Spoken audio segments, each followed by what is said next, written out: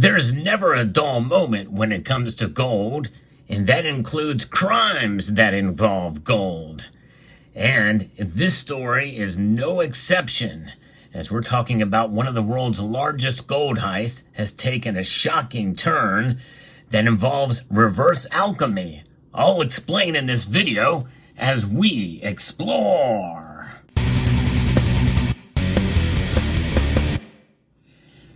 I'm going to be bringing you a story from the CBC News as shared with me by Gold Bear Bunny. This has been a fascinating story. I've covered this on this channel several times as events started to unfold. Arrests were starting to be made.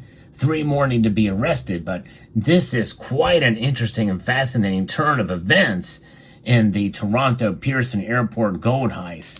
It is far from solved now. The 400 kilos of stolen gold disappeared from view on a country road outside of Toronto, somewhere past a golf course and an apple orchard. In the days after the brazen April 2023 robbery at Pearson Airport, Peel police canvassed 225 homes and businesses looking for security camera footage, hoping to trace the path of the white 5-ton truck that had ferried away the pallet of gold bars. Investigators ultimately determined the truck traveled west from the Air Canada cargo terminal, taking the 401 highway, exiting about 30 minutes away in Milton, Ontario. It headed north up the Niagara Escarpment and then disappeared into the twilight. The Pearson Airport theft ranks as Canada's biggest ever gold heist and the 6th largest in modern global history. So it is massive. Yet for the headlines and public interest, there has been remarkably little information shared about how it all went down. Police remained mum for a full year until they called a supersized press conference on the first anniversary of the robbery to announce they had arrested 9 men and were seeking 3 more. With the white truck serving as a backdrop, a procession of politicians, police chiefs, and detectives came to the podium to laud their success and hammer home a simple narrative. This isn't just about gold. This is about how gold becomes guns. Nando Ianica, the chair of the Peel Police Services Board, proclaimed, "It always comes down to guns and organized crime." That's right. And I tell you what, that's just it. It's pretty remarkable. These large crime syndicates is what they do. And they literally do go for the gold. But then now they're going to convert that gold to guns. To hear police tell it, reverse alchemy was at play. Tens of millions of dollars of gold transmuted into firearms destined for Canadian streets. We believe that they've melted down the gold, and then the profits they got from the gold they used to help finance the firearms, said Sergeant Gold Mavity, the lead investigator. In fact, they were pretty smart criminals. You know, whoever says that criminals are dumb, it's not always the case, that's for sure. And by the way, crime does pay. And that is the case here, you know. I mean, obviously, if you get caught, it doesn't.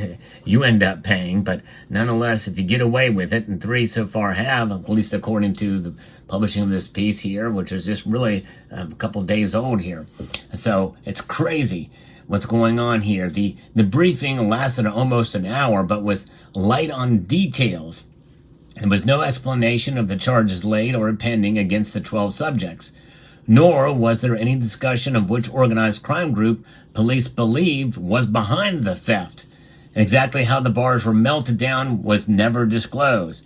But the fact that they did that tells you that they thought far ahead, because every piece of gold, such as what you see here, from very high purity pieces like this 4/9 pure gold Canadian super maple leaf or mega leaf, as well as this gold bar, 100-gram gold bar, they all really have kind of signatures. You know, gold comes from different mines and the like and is refined accordingly, but even pure gold has a different look from one piece to the next at times. And there's just something about it. So in order to remove that signature, well, they melt it down and maybe even further refine it, especially if the gold is of a different purity, like these 22 karat gold eagles here that you see. So it just depends on what form it comes in, but they're actually very smart to melt it down. Most criminals probably understand that now if they have any foresight at all, if they are to steal any gold of this magnitude. Although the most glaring plot hole could be seen that day in the empty cargo bay of the white truck. 400 kilos of gold are still missing. And even if police have the people who were responsible, the loot or the cash it was converted into appears to be long gone, not been able to get it back. The biggest break, though, in the gold heist investigation was the result of a routine traffic stop on a Pennsylvania highway in the U.S. in September of 2023. State troopers pulled over a car because its windows were too darkly tinted. When the driver tried to flee on foot, they suspected something more was at play. They later found 65 guns secreted in the trunk, I guess hidden in the trunk in a compartment there. The man behind the wheel, Durante King McLean, was wanted in Canada. Peel police allege he was the driver of the white truck that made off with the gold shipment. A Pennsylvania indictment against King McLean and 3 other individuals provides a detailed list of the 65 weapons seized during the traffic stop. 11 of the handguns were reportedly stolen, and the serial number on another had been filed off. But even if all had been legally purchased, they weren't worth very much.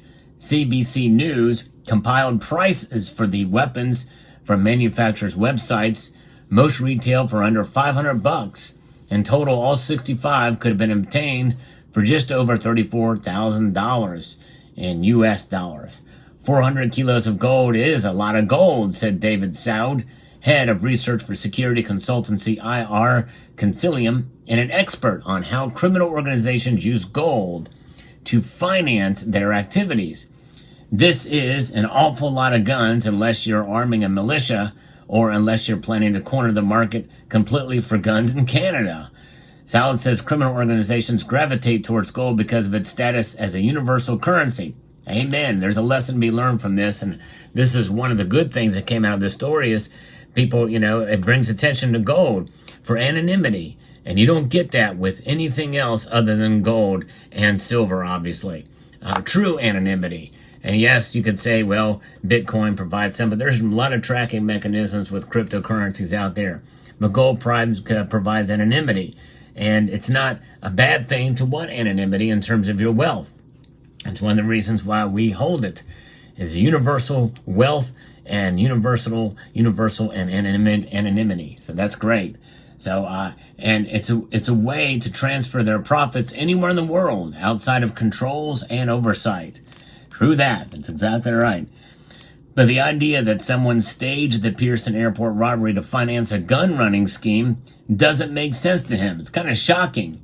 If you want to bring a large number of guns from the United States and Canada, there are better ways to do it than by staging a spectacular airport gold heist that's going to have multiple law enforcement agencies hunting for you very aggressively, said Soud, and that's exactly right. The largest in Canada's history, 6th largest in the world. It's going to bring a lot of attention, international media attention too. How Peel police settled on reverse alchemy as an explanation isn't clear. The force turned down an interview request from CBC News and declined to provide answers to written questions, citing concern for court proceedings and their ongoing investigations. It makes you wonder, why would they immediately go to this as a theory? Maybe they're trying to send off a scent to maybe make the thieves more comfortable, that they have hoodwinked the police into thinking that it was for guns, turning gold into guns, when really it's a much bigger thing. So aside from those guns, there's another number at the heart of the heist that doesn't add up. The value of the stolen gold. You may remember I posted a video talking about it. I think even the title, $20 million of stolen gold at the time. Since the beginning of the investigation, they pegged it at slightly more than that. A lawsuit filed against Air Canada by Brinks, the company entrusted with arranging transport of the gold from its Swiss refiner to the end customer, TD Bank, set the value at 13.612 million Swiss francs, which is the equivalent of $20.288 million in Canadian money. back in April of 2023. But one of the things that makes gold so valuable is that it has one fixed global price. And on the day of the robbery, that worked out to be $2,672 per ounce in Canadian money, or $85.91 per gram, which means that the stolen 400 kilos of gold was actually worth 34.365 million Canadian dollars in April of 2023, a value that has continued to rise with the gold market, approaching $41 million today. CBC News reached out to Brinks, TD Bank, and Valcambi, the Swiss refiner, as well as Peel Police to ask about the apparent discrepancy.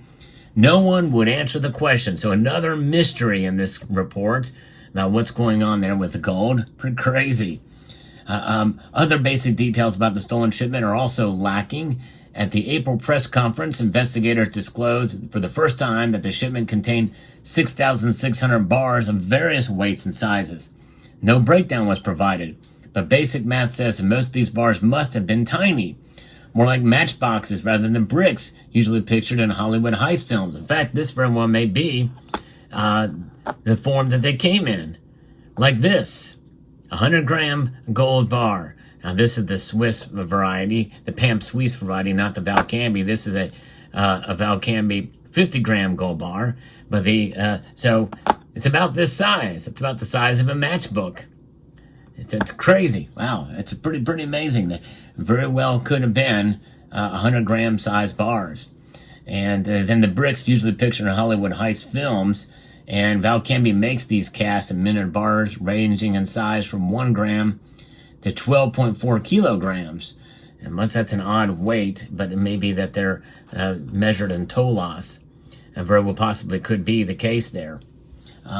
Tiny bars would be easier to conceal and smuggle, although melting down 6,600 of them would still remain an awful big job.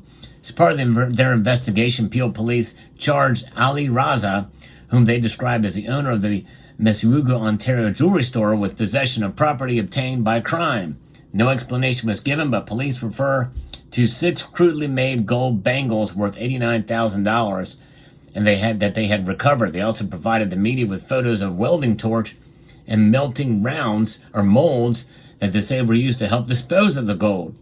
Andrea Weckenbach, a goldsmith who teaches jewelry design at the Georgian College in Barrie, Ontario, says melting down precious metals by hand is hard and dirty work. You're always hot because the torch is always on. The light is very bright. Obviously, you need special glasses. We wear a canister mask because of the fumes. The torch handle is heavy, so it's constantly in your hand, and there's a lot of heat. It gets uncomfortable. And we know many in this community, they pour silver. And, I've done a little bit of it, and, it's not easy to do. And there's definitely a lot to it for sure. And so if there's a demonstration process using a troy ounce of copper, which melts at 1,084 degrees Celsius, slightly higher than gold's, as a stand-in. Start to finish, it took about 10 minutes. So it's crazy. Now, where is the gold? They did find 6 gold bangles, collectively weighing somewhere around 850 grams. Peel Police have recovered $434,000 in cash. This leaves almost 400 kilos of gold or its cash equivalent still unaccounted for. Despite the arrests and celebratory celebrity new press coverage, which raises the $34 million question. What's actually happened to all that gold? Investigators have indicated they believe it's no longer in Canada, but won't discuss what region or country they think it might have traveled to. But some think that it probably first went to Dubai and then its final destination in India, said Alan Martin, an Ottawa-based researcher who studies the flow of illegal gold. I think India is a good market because it has one of the biggest jewelry manufacturing markets in the world, and it has an incredibly huge domestic consumption of gold. So it would not surprise me if that was the case. The article does go on with a lot more details. Pretty amazing. I may actually post a link to it in the description below, but just wanted to share this with the community. Thanks again to Gold Bear Bunny for sharing with me. We'll see what happens. Likely that gold is long gone or right by now has become jewelry. And some lady in Mumbai may be wearing part of those gold bars in a form of rings and necklaces. You just never know. Let me know what your thoughts are in the comment section down below. Hope you found this video informative, insightful, and educational. I'd like to extend a multitude of gratitude. Make sure to check out these videos here. And I want to encourage you to please rate, share, comment, and subscribe.